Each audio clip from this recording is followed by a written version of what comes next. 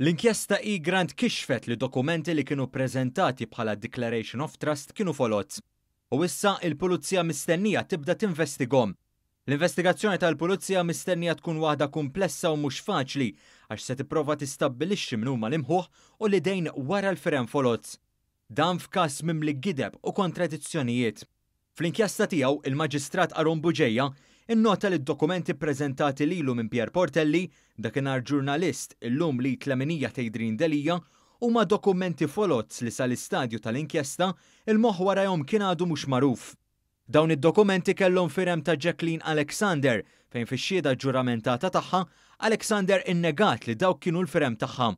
Ix-xhieda tagħha ġiet konfermata minn kumpanija ta' esperti forensiċi Ingliżi fejn qalu lil qorti Maltija li l-firem propja tas-Sinjura Alexander u dawk fid-dokumenti ma jaqblux.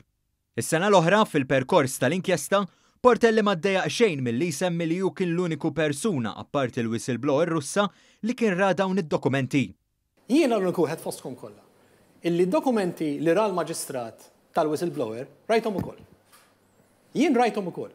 Jien però, u nista' ngħidilek jekk taħseb li jiskub ħu da bħala skub, jien ma stajx nippubblika dawk id-dokumenti bħalma ma stax jippubblikahom ħadd ieħor.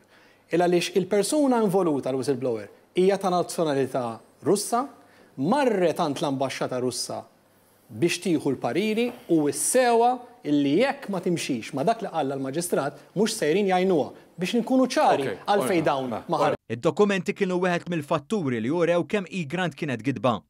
Marija Fimova, Pier Portelli u Defni Caruana Galizja spiċċaw imeru lil xulxin kontinwament bil-maġistrat ikun jiebes fuq dan ukoll.